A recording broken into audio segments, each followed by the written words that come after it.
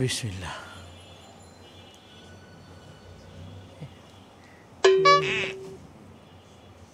ওইসে টাহাটা কাজে লাগাই। খুদা আরেকটু জায়গা মতো গেছে, জায়গা মতো এই ডাইন মুড়াই দিয়ে ডাইন মুড়িয়ে। হ্যাঁ ঠিক আছে। কটন করে রাগাই যদি একটা সিসি ক্যামেরা লাগান দেখতো, সামনে মনিটরটা লাগাইয়ে সব দেখে শূন্য বাইর করে লইসতাম একেবারে কেড়ে নেন মতো। খুদা কি বাইরিল এটা? সোনার খনি পাওয়া গেছে মনে হয় ডি, আটকি গেছে।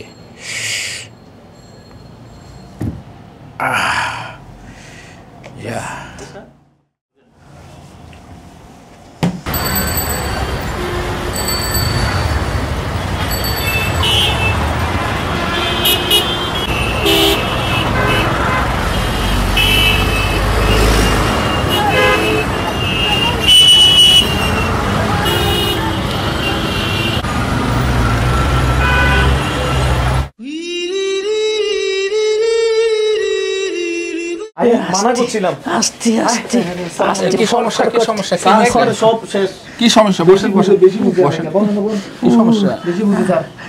না ওইটি তো ভালো, আমি তো বলছি ছোটবেলার থেকে করি ওই যে আমি আজকে ওই যে রিক্সায় বসে করতে আসি। কি সমস্যা? ভাঙ্গা জায়গায় জাকি খাইছে আর ভিতরে হান দিয়ে গেছে চাতকি দিয়ে কথা। সারাটা দিন কটন বাদ দিয়ে গুতাইতে থাকে তাই? হ্যাঁ সারাটা দিন গুতায়। কটন বার তো ভালো জিনিস, নরম তুলতুলে কি আরাম লাগে। ওইটা কি কটন বার নাকি? কটন বার না, শক্ত কে পর্দা মনে হয় ফুটেই গেছে। ওইসি কটন বাদ দিয়ে কাম করিয়েন না। আরে আমার বাপ দাদার আমলের থেকে কটন বার দিয়ে হরিবি না। বুঝেন স্যার একটু খারাপ সংবাদ আছে। আসলে তো কটন বাড দিয়ে যে চুলকাচ্ছিল ওই কটন বাডের আঘাতে কানের পর্দা ড্যামেজ হয়ে গেছে, বুঝতে পারছেন? সেইখানে ডাইন দিকে নেটওয়ার্ক কম পাইতেছি। এত মানা করছি যে ডাক্তাররা মানা করে এটি করিয়েন না। তো বানাই কে কোম্পানি ওয়ালারা?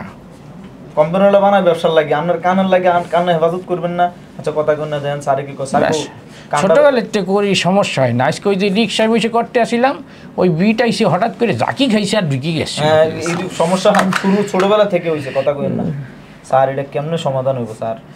এটা আমি কিছু ওষুধ দেবো আর 2 সপ্তাহ পরে আবার দেখাতে আসতে হবে। মাসির মতো বন্ধ করতে আসি, মাসি ঢুকছে মনে হয়।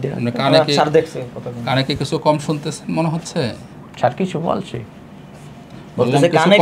কম শুনেন কানে, কিছু কম শুনতেছেন কানে? হ্যাঁ এটা দিয়ে শুনি, এটা দিয়ে ক্লিয়ার শুনেন ক্লিয়ার।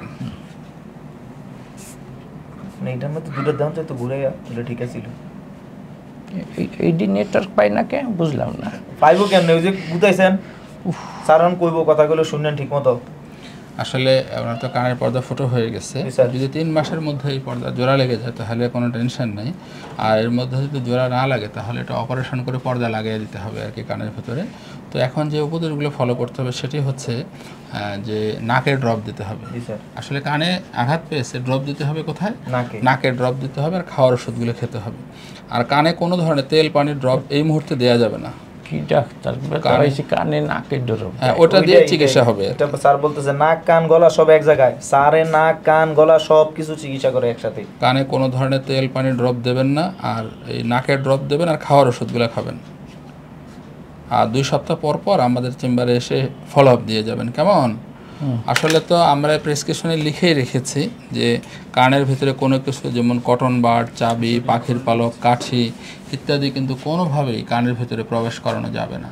এটা কিন্তু আসলে প্রতিনিয়তই আমরা এই ধরনের রোগী পাচ্ছি যারা আসতেছে কটন বাড দিয়ে কান ইনজুরি করে, তারপরে মেটালিক স্টিক যেগুলো ওই যে লোহার কিছু খোঁচানি থাকে ওগুলোও ব্যবহার করেন আপনি নাকি? মাঝে মাঝে যা পান মানে মুরগির পাখনা,